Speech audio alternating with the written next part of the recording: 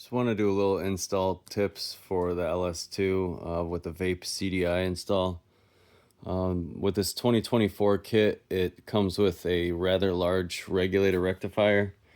Bear with me, I got a multimeter just for demonstration purposes here.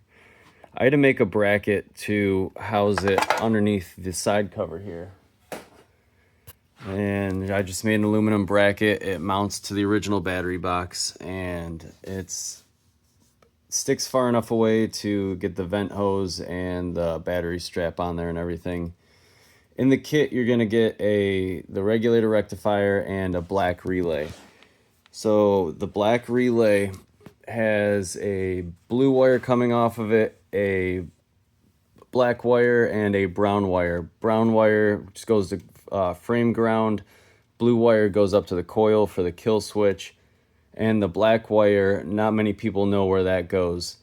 That is for switched on power, actually, and the best place that I found for it was to the brown bullet connector that is no longer used for the original coils, as well as the green and red that comes out of the regulator rectifier will go to the other brown bullet connector for switched power.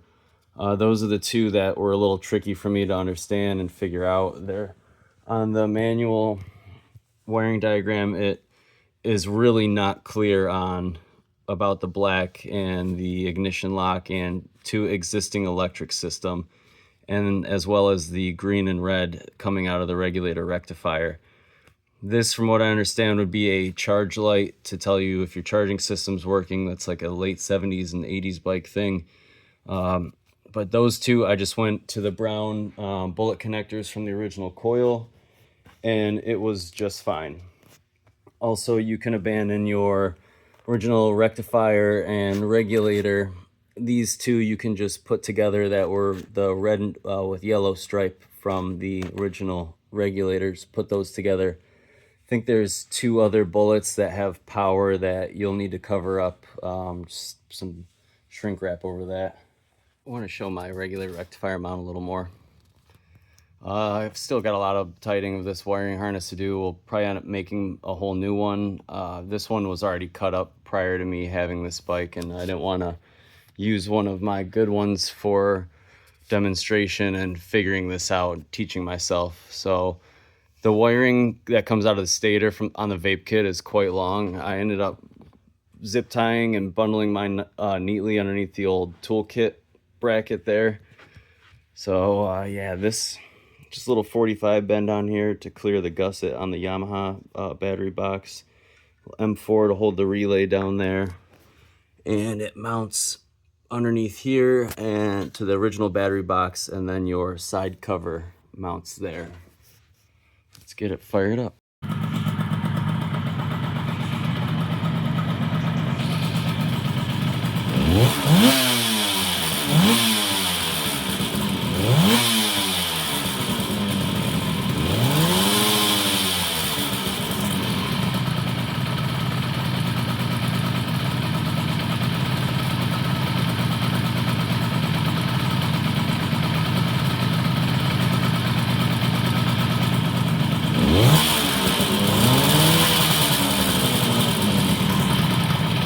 This is showing the timing.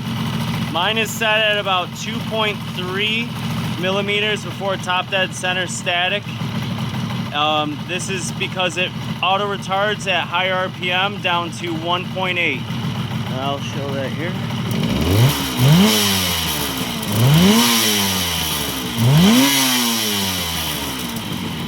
So I've got top dead center, 1.8, and then 2.0. This wire here, the yellow one, is awfully close to your cover when you put it on. I'm going to insulate mine a little more just to prevent any sort of rubbing. And off of that yellow wire, there is a quite large connector that you need to hide kind of strategically before you put the stator on in a little pocket. There is a pocket it can fit down behind the cover there, the stator there in the case. And so just be mindful of that.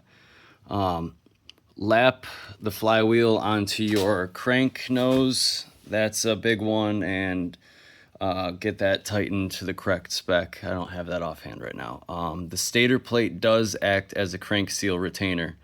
I was very happy about that. The LS2 does not come with one from factory, and so when you're in there, do your crank seal, get the superseded part number 1. I believe it's from a 2000s YZ85. Don't buy the old 50-year-old rubber. I believe it's a 183 part number. Another thing, your neutral switch, to get the light to work up on your gauge, you're gonna have to pull blue wire from that. I've got the diagram right here. It's right here. So it's also nearby in the harness. So you'll have to find that and pull that down. The coil mount, I ended up chopping off of mine right at the weld so I can re-weld it later on in life if I wanted to fully restore this. I'm afraid if you were to have the original coil mount and mount that on there, the vape coil, it's gonna hang a little lower, so it's your discretion. Do what you want to do. Another thing I did, I didn't have any good sealed beams in my stash for these. They're really hard to find in this size.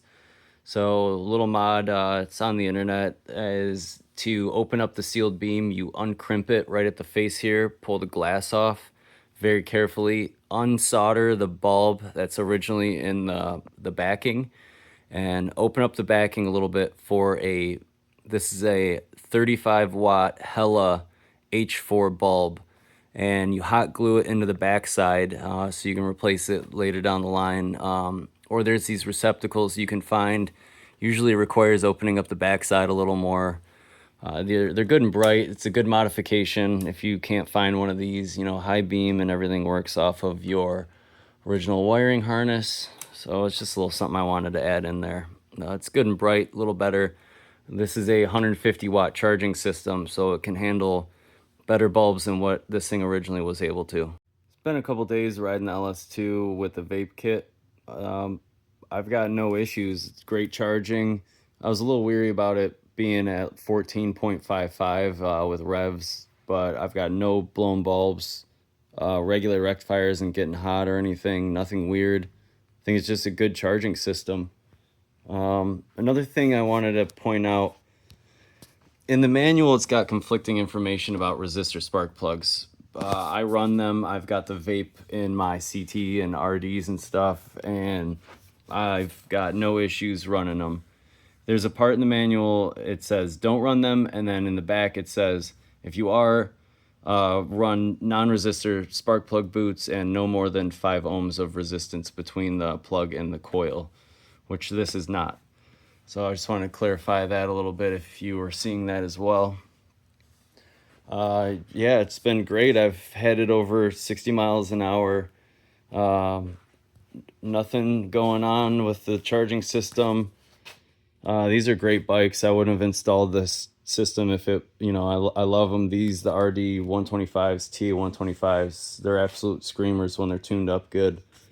This one's from up north Michigan. Usually they are found in much worse condition than this.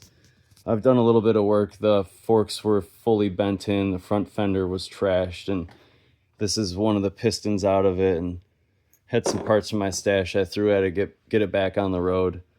I love these bikes, and just wanted to make a little video showing what it takes to get that going.